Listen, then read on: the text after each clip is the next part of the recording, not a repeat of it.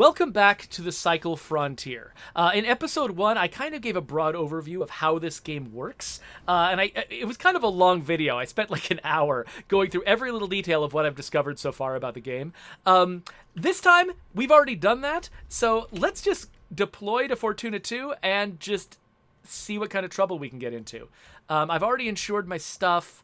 I've already sort of customized my inventory, so we can just drop right in and see what kind of trouble we can get into. I really hope, actually, this is kind of a weird incentive for me. I kind of hope that I get completely ganked by another player at some point so that you all can see what that experience looks like. So because I kind of lucked out, didn't encounter any humans at all on my last trip, I kind of want to keep playing, mostly so you can see me get murdered. Again, disconcerting how I step out of the pod and the pod is several meters away from where it was during my emergence animation. Okay, so what am I here to do? I can go back to the science campus and hunt creatures. I've got two different missions or jobs or whatever that are about hunting creatures at the science campus. So that seems like another good thing to do, except that's what I did last time, and so that might be a little bit boring right now. Another option I have is to go to the woodcutter camp and hunt creatures there and pick up tree bark. So really, the determining factor is which of these am I closest to. So, okay, I'm over here at the swamp camp. So the science campus is over here, and the woodcutter camp is all the way up here. But the woodcutter camp is closer to this extraction point, which might be nice, except if I'm shooting things at the woodcutter camp, I'm going to attract human attention, and extracting might be dangerous. Well, you know what? Maybe, because you've already seen the science campus, it's not that exciting. Maybe I should head up towards the woodcutter camp just so you can sort of see. Yeah, one thing that I haven't really done, I stayed in sort of this coastal area in the previous session. Maybe it'd be nice to sort of see the variety of terrain if I head up this river. One thing I really like about this game, by the way, and this is an interesting thing, a sort of user experience question you have to think about. Oh, wait, something's buzzing my phone. What's going on? Oh, it's just spam. Yay. Love spam. What was I going to say? Oh, yeah. So one thing this game does not appear to have, as far as I can tell, is the ability to place waypoints on the map. Like, I can't say, I can't, like, right-click the woodcutter camp and place a little icon on there and then come out of the map and then see a little icon on the map telling me where to go. And those are very useful. It's very helpful to have those, and it's one of those things where you're like, oh, hey, well, where is this tool? I expect this tool from every game. Why isn't it here?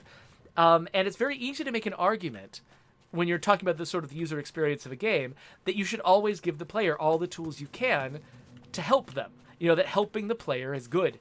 And as a general rule, it's not bad to have that as your first impulse, but I think that this game is actually making a good choice by not giving me that tool, because the fact that, I can vaguely tell what direction is. It's kind of east by northeast. So I know if I point myself east by northeast, I can see my compass at the top of the screen. If I go this direction as the crow flies, I'll end up vaguely near the woodcutter's camp.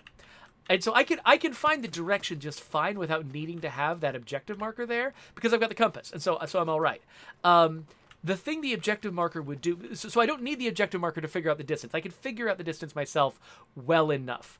The thing the objective marker would do is, for one thing, it would respond to my movement. Like if I don't go, if I go a little bit too far north, because I'm not going as the crow flies, I'm following the terrain. If I have to go a little bit too far north, then my destination becomes more and more east of me as I progress, and I'll need to sort of check the map again to recenter and realize, oh, now I need to go a little further east than I was going before in order to get to the woodcutter camp. I just heard a creature making a noise. Oh, I think those are collectible resources. Let's go grab these. By the way, learning to recognize which things are collectible from afar is a massive part of trying to master this game. Like, when you first come in, everything looks as... Can I really not climb this? There we go. Everything looks the same, and you can't tell the difference between useful things and not useful things. And you kind of have to spend some time learning it. Oh, there's an enemy. I don't want to deal with them right now. And so that was something, again, that frustrated me a little bit. The fact that they didn't just have bright glowing icons. Like we've got those icons in State of Decay that we put over searchable items, searchable containers, and all you have to do is just find all those icons, and you found all the containers. And also, we let you put waypoints on the map, and we put waypoints for missions on the map. We stick them. We added this with the Juggernaut edition. We stick them in world, so you can actually see the icons in world and use them to navigate to where you're trying to go. But there's a cost to that, which is it's kind of a subtle cost, which is that when you're engaging with the UI, when the UI is telling you exactly where to go, you stop engaging with the world. Like, if there were icons over every interactive object in the world, I'd be looking at the icons, and I wouldn't be looking at the world. And I wouldn't be learning to recognize plants, and I wouldn't be learning to recognize, useful containers. And there's actually something pleasurable in my brain about learning to do that. And I think, it probably, honestly, is like a motivation that is derived from, like, deep in the annals of prehistoric humanity. One of the most important things for a human to do was learn what all the plants did, learn what all the stuff in the world is for. And I think that, learning what something is for and learning to recognize it actually triggers, like, a pleasure response in your brain. When you, like, see something you recognize, like, ooh, I know what that is. That's a good feeling. And an icon on the map actually kind of denies you that. Like, you don't, and actually, that same feeling, it's one of the reasons why end credit stings in Marvel movies work so well. It's because there's a huge part of the audience who is just, they watch the end credit sting and they're like, oh, I recognize that. I know what that is. And that feels good to have that experience of being the person who recognizes what a thing is.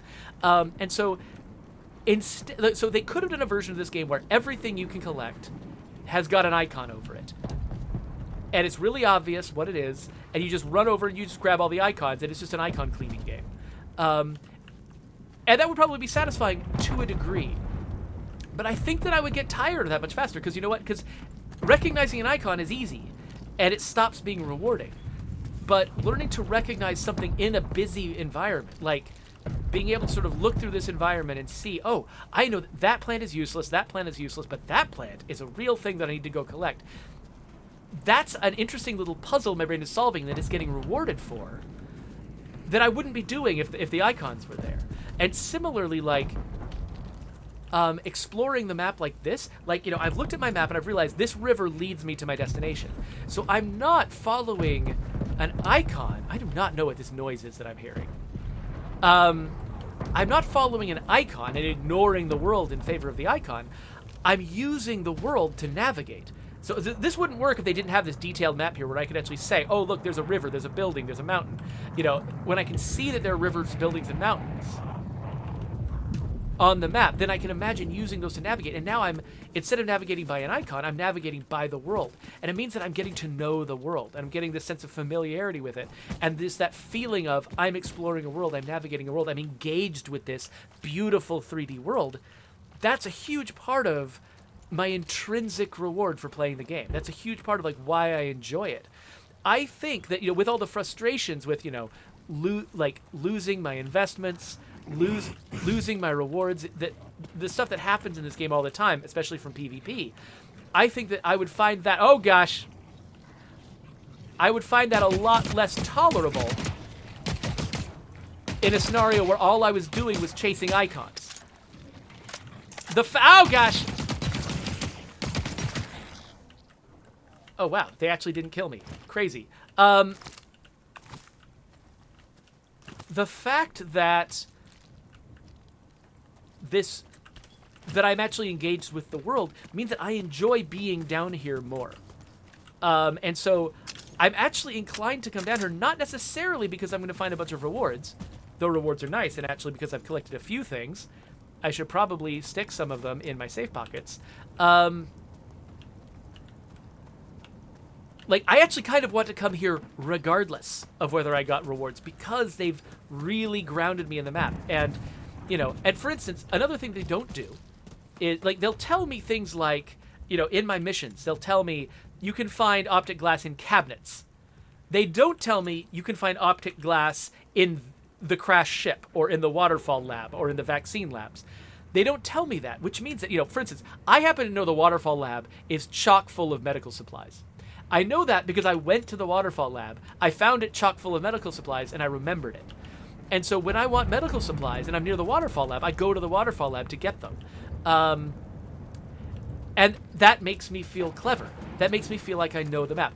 I haven't figured that out about the rest of the map. I'm still a complete noob for most of it. But I know that one piece of information, and that one piece of information makes me feel clever. Okay, is there something searchable here? I can't tell because there's no icons. It could be that there is nothing. Oh, wait, nope. This is a dumpster, and it's got some ball bearings in it. Yay! Okay, so I've gotten a little closer to the woodcutter camp. Let's see where I am. Okay, it is now... I could follow the water, but I could also go around on land.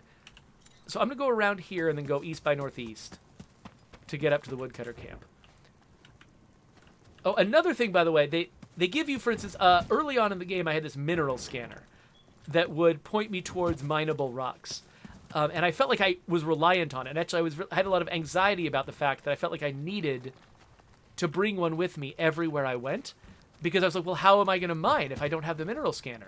But then over time, I actually started learning what the mineable rocks look like. And I started recognizing them myself. Now, I still miss a whole bunch.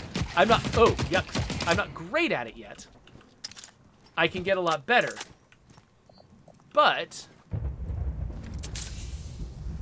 I'm a little better at it. And there's certain places that I would like near the waterfalls, for instance, there is a certain like little crystalline resource that you can get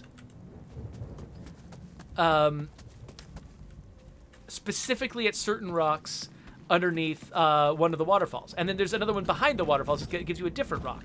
And so if I get asked for that rock, I know, I forgot what they're called, but I would recognize their names. One has got Titan in it, one of them starts with a K. If I get asked for those, I know where to go to get them. And I don't even need the mineral scanner because I know where the rocks are and I know what the rocks look like. And so that sense of mastery is actually a really rewarding aspect of playing this game. Ooh, special ammo. How heavy is special ammo?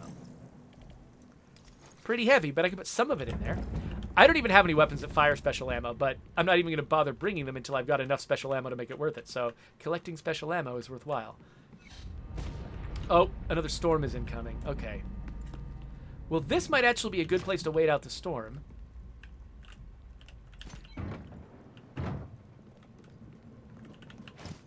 Look at this and this. How close am I to the woodcutter camp? Okay, the woodcutter camp might also have interiors if it looks like there's a couple of buildings on the map. So maybe I should still keep progressing towards the woodcutter camp. Being out in the open is terrifying. There could be players on any of these mountains watching me. I'm hearing noises, but they're not player noises.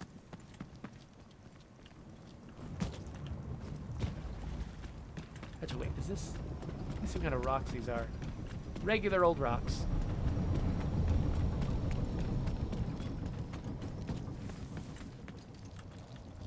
Okay. Oh, somebody's extracting that direction. Every time I see an extraction extraction ship, I get relieved because that means a player is leaving the map. Now, a player can also come to the map. It's not like it's really making me safer, but it feels like it's making me safer. Oh, I hear a monster. Oh, it's over there. Okay. I think if I put some distance between me and it, it'll lose me. Is this the woodcutter camp? Yes. Okay, so there's a little building up there that I can hide in, I think, during the storm. I think this must be the gates of the camp.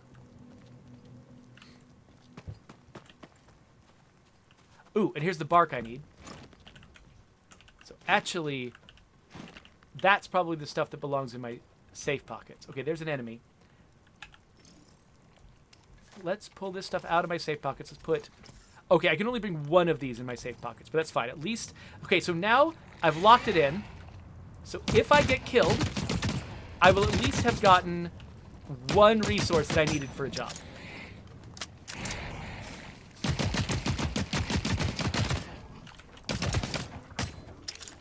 Crap. So, and now I'm trying to anchor my expectations that way. Like, if I get killed, I'm like already talking to myself. This is what I do. I like do an internal monologue in my head where I'm like, okay, if I die, at least I've got the bark. I'm not going to be frustrated if I die because I've got the bark. It's going to be fine. I've got the bark. It does look like I don't know what the exact extent of the camp is. I might have killed the only 2 creatures in the camp. And I'm supposed to kill 5. So, and I'm a little bit nervous because if a player heard that, they might be coming to get me. Oh, here's some more bark. All the bark in the world. Ooh. Oh, there's an interesting place to go. More bark. Wow. I really hope I extract now because I'll have so much bark. Okay. But I have this inclination to just run all the time, which is a bad inclination because I think it means players can hear me better. I need to stop doing it. Why am I still doing it? Though I suspect, if there's no players here right now... Oh, okay, somebody's already been through here. If there's no players here right now, that probably means that they're running for extraction because the storm is coming. So I'm betting they're not going to mess with me in here. Okay, we've got some caverns here where I... Okay, this is East Caverns, which I think means that I will not get Woodcutter's Camp credit for defeating these enemies. Yeah, I'm not seeing any credit popping up. So, I mean, killing these creatures is nice. I think I do still get experience for killing the creatures. And they drop resources, which, you know, hopefully I'll extract with.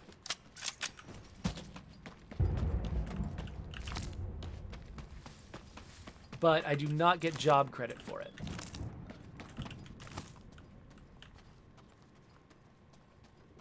But yeah, I think it would be a stretch for me to try to make extraction from here anyway. So yeah, so I think we're going to spend some time in here. Blue runner egg? What is that? What is this? I've never seen this. What are these footprints? Okay, what is this place? Nice. Consumables. Okay, we're getting into the zone now where I've collected enough stuff that I'm going to have some serious loss aversion here. Okay, so there are glowing footprints. Okay, so yes, lightning is possible out there at least. We've got glowing footprints. I've got a flashlight. Are these glowing footprints going to lead me to something that will murder me? Probably. Except it feels like they stop right here. I guess that's what the egg was about? Okay, so maybe that egg that I got is actually just a really valuable treasure, and the footprints are there to help me find the egg. But I found the egg first, so whatever. Alright, so we're here in the darkness. Hopefully without a lot of players around, because they're also going to be sheltering from the storm. Ooh, crap. I thought I could get back up these rocks again to get back up to the woodcutter's camp. But I might have to take the long way. It is tough. I can't quite tell what rocks I can climb on top of and which rocks I can't. It's not always really clear. Okay, it does look like... Okay, I can get up here. So this is the way to the woodcutter's camp. So while this is going on... Maybe I should catch up with the chat. Oh, hey, it looks like Brian Menard joined me. Let me scroll. I need to scroll up a little bit because I've lost some people here.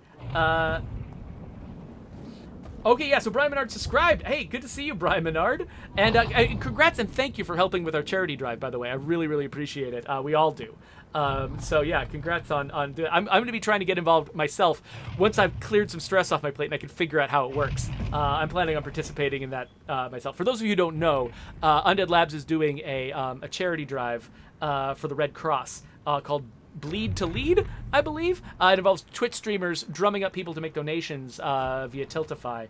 That will help sort of pay for like actual blood drives for people to keep the blood banks topped off. And because we're such a violent game, we felt like we were an appropriate match for something about blood. So there you go. So yeah, thanks. I'm glad that you're here. So Brian Menard was agreeing with me that waypoints and minimaps can sometimes kill map immersion because people don't know what they're looking, how much they're looking at the minimap or a waypoint. Yeah, exactly. I think we're on the same page about that. The thing is, a lot of times I really do want that, and depending on what I'm getting out of a game, like if what I'm getting out of a game is sort of, it's not really about the moment-to-moment immersion. It's really about sort of the bigger picture. Having waypoints and things like that help me just sort of shortcut a lot of the travel and a lot of the sort of navigation is totally fine. And there are games for which it's totally appropriate. I think this game, it was a good choice not to include it. I'm not actually dead certain for State of Decay whether it was a good choice. We started without it, but the problem with starting without it was that people tended to focus on the minimap. Like, we didn't have in-world icons, we had minimap icons, and people tended to play the minimap. And so we went for the in-world icons because at least we keep your eyes on the main screen instead of your eyes down in the corner. And I think that might have helped, but really, it might have been better, at least as far as getting players immersed in the map so they know where they are and they're navigating it in that sort of traditional way that feels rewarding to your brain, where you feel like you're really getting to know a place and feeling at home there. I think that there definitely are, if we had no waypoint system at all, that could have worked, except that the thing that's good, the thing that works about this in the cycle is the fact that when you're looking at the map, all you really need to know is the name of a place. And then what is actually there when you get there, it's very randomized, and what you need to know in order to fulfill your missions is just, I'm in this place or I'm not, and I'm just killing monsters. Or, the items you can find, they're usually scattered all over the place, all over the map, and part of the challenge is not knowing exactly where things are going to be. And so, and that's just part of the experience. And so there's very little information they actually have to give you in order to have you function perfectly well. And so they can keep it very rough and very vague and let you just feel your way there, and it works just fine. In State of Decay 2, it's a little tougher because a lot of our missions are about going to very specific places, talking to very specific people, doing very specific things. And because of that, we needed something to make sure that you wouldn't just get frustrated trying to find a thing that's just completely inaccessible to you, or there's no way for you to know where or what the thing is unless we put an icon on it. And so because that's the situation we kind of put ourselves in, I think we needed to use a system that was more explicit and that didn't immerse you in the world quite as much. But it is sort of, we're thinking about, like, when you're starting fresh and you're starting a brand new game, that's the kind of thing that is worth thinking about, is whether or not like how much information you want to give the player through different means to sort of help their experience. So one thing that I missed, actually, I should back up, because Cloudcraft said something elaborate, and I didn't read it. I want to see what it was. He says, I just had a really interesting idea. The gun sounds in this game are very unappealing to me on a subjective level. There are other games where I love the gun sounds and others hate them. A game where you have the choice of like 3 different sets of gun sound effects you can select as perceptual filters for your experiences. That is interesting. That seems like, there could be sort of an accessibility argument in favor of letting people choose between different kinds of sounds, especially if there are people for whom certain kinds of sounds might be particularly irritating or distracting. Having alternate sound banks for those folks, kind of like the alternate appearances for spiders in Grounded, for instance. I could see that being just an accessibility feature. I think that as a general feature for a typical game, a lot of the time, the audio team for a game, their job is to try to find the best audio to express the nature of the world you're in. Like, how a gun sounds. If it sounds kind of, that sounds kind of sci-fi, right? And so, like, it's part of how they're creating the world is picking that sound. If they chose a different sound, I think they would be creating a different world. And so I think, to some degree, as a creative thing, I think I still prefer to leave it up to the creators of the game to sort of pick because it takes a lot of work to put together, the array of sounds that sort of expresses the identity of a game. Having them do it twice in different ways, defining 2 different worlds effectively, I think would be a tall order. I think that providing replacements for accessibility reasons makes more sense than trying to sort of like double up the creative work that an audio team needs to do. Oh, hello.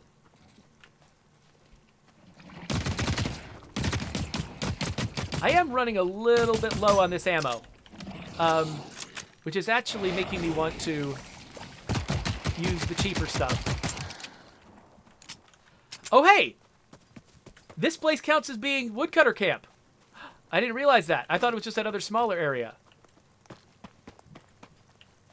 Well, hey.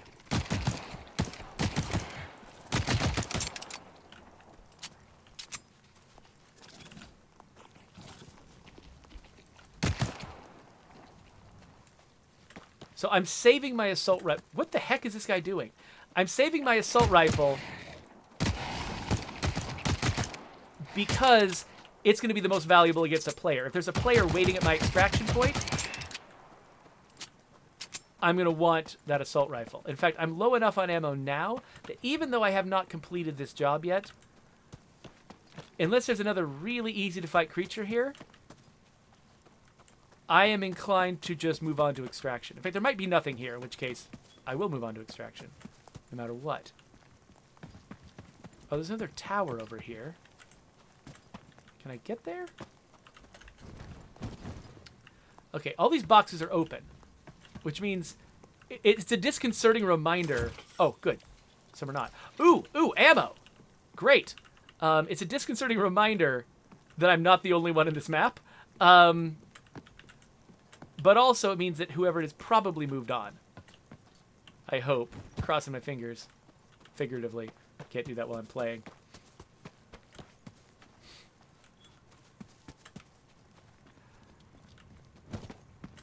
Let's see. So I'm just going to do one quick little round because I've got some ammo back. And because just one more kill will give me the credit I'm looking for.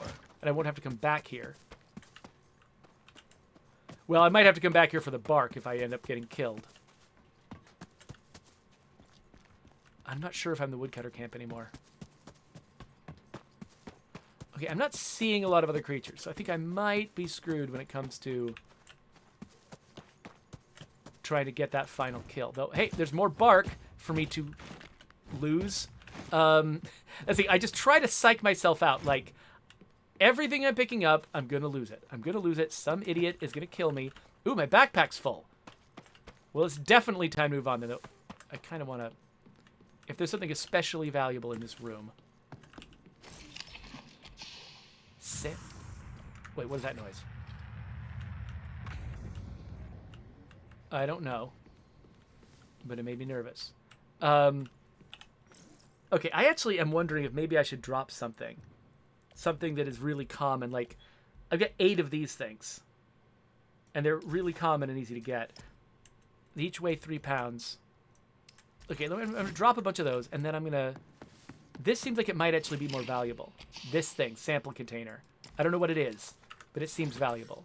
And I'll pick up as many of those as I can. And now I'm full, and now it's time to head out. So, let's head over to the waterfalls, and let's hope that nobody's camping that spot. Thought I heard something. Yeah. It'll be really funny, by the way, if while I'm streaming, no one ever attacks me. And like I talk about how frustrating it is, how I'm just always getting killed by other players. But while I'm playing with you all watching me, like it literally never happens. I think it's unlikely that that's actually what's going to happen. Oh, dang. I thought there was a way down right here. Is there not? Without like jumping to my death? Oh, here we go. Okay, there's this guy in the water. He doesn't seem to be aware of me. I wonder if I can sneak past him. He's in kind of sleep mode, so if I go over here... I've been killed multiple times by players in this space, because it's just a bunch of corridors up here. It's really, really easy to just kind of lose yourself up in this area. So I know that the way up is over around to the right, and so that's why I'm going this way.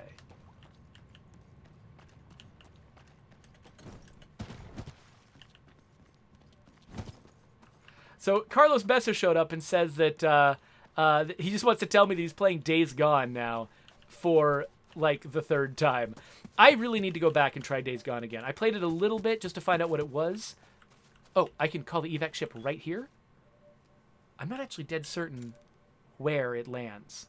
Okay, I'm facing it. Okay, so it's up here on this. So yes, I'm going to call it now. I think there's a staircase. Right. The one place that I actually killed another person. There was a staircase around here somewhere, I think. Or maybe not. Maybe it was a different place.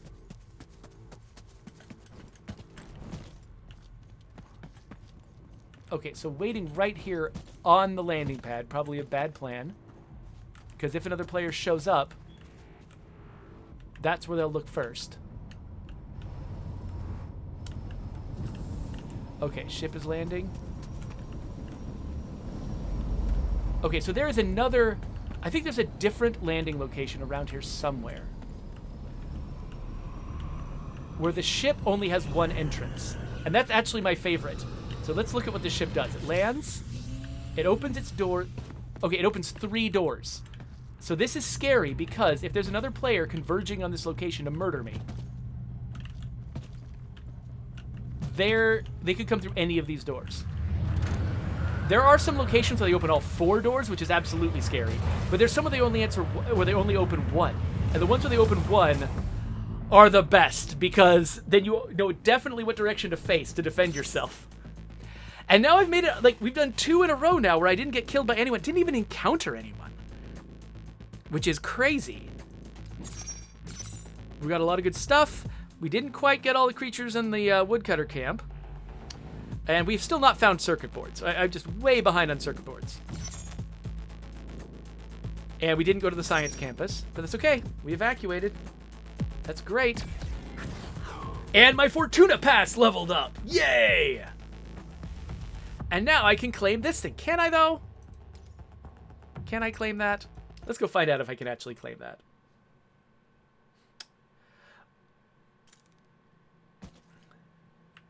So Brian Menard says that at some point we should let him host the official State of Decay 2 stream. You know what? That's not a bad idea, Brian. I don't know about hosting. We should definitely at some point have you on as a guest in the near future to just give, you know, because you've got so many, like, you're such a great source of advice for how to play the game at a really high level that, you know, I mean, Joe is also a really good source of that, but, like, we should get multiple perspectives and that sort of thing. I'd love to have you on again at some point. Let's see here. Let me just catch up with the chat a little bit.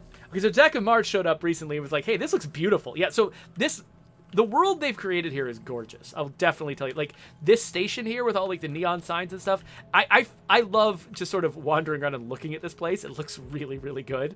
But the world is really beautiful, too. And they've chosen this really nice art style where you don't need it to be, like, hyper realistic. It's just a little heightened. Like, it's grounded in reality, but it's just cartoony enough that you sort of absorb it mentally in a different way. And I think, you know, they're able to you know, build a big complex world without necessarily, you know, like, I don't know what I'm trying to say. It's just, it looks really nice. I guess I'll just, you know what, I'm not an artist, and so my ability to comment on the art is limited, and I sort of feel my vocabulary limitations. But yeah, it looks really cool. So Cogs is telling me a little bit about sample containers. He says sample containers are a rare item that is used to store alien samples. Unlike most items, they aren't used in any printing recipe. It's used to upgrade your stash to increase inventory space. And they're tied to the Osiris faction that specializes in science. So each container you find will earn you 5 faction points. You can also choose to sell it for a bunch, but that would be a waste. Okay, so cool. Let me actually go to my inventory and, again, empty it out of all the stuff I don't need. At some point, I should throw this smoke grenade just to find out what it does. I'm just carrying it around in case I find a reason for it, and then I keep not finding reasons for it. I don't have very much ammo. I should replenish my ammo for next time. I've got enough for the pistol, I think, but I should grab more medium ammo for the assault rifle. And I leveled up my Fortuna Pass, so let's... Wait, where am I? I'm lost. Ah, it's this way. So, aha, that's right. So it showed me that I've got the Peacekeeper's Baton, which is a new melee weapon. I didn't even know that was a thing. I didn't know I could have melee weapons. Oh, wait, no, there is, like, yeah, there's like I push the V button or something, I equip a melee weapon. So, okay, that's nice. I would have to buy the Fortuna Pass to get it, but whatever. Good to know. Let's go see if we can level up anything in our quarters.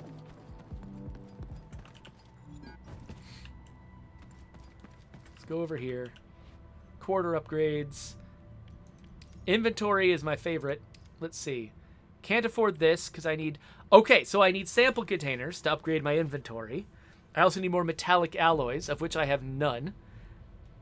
I picked some up. I must have spent them on something. I must have completed a job with them. And I need correlative script, which means I'll need to complete correlative jobs. Okay, good to know. What about generators? I could raise my RM cap, my RM rate. Kind of both. Yeah, I think I want to keep getting more RM to see what I can do with it once I'm confident that I can spend it without, running out. Let's head back to the station. And then, one thing I have not done is turned in my missions. Did I have any? Oh, there's a reason for that. I didn't complete any of them. So, great. Well, we're ready for our next next adventure. But let me again keep catching up with the chat. Okay, no, it's just Zach and Brian talking to each other. Cool! Well, I'm glad you two like each other. That's wonderful. Let's wrap up this session. So, there's a subscribe button for people watching later on YouTube. Let's do one more session with this right now. And so, I'll put that there when it's ready. Let's see if I can get myself killed by another human.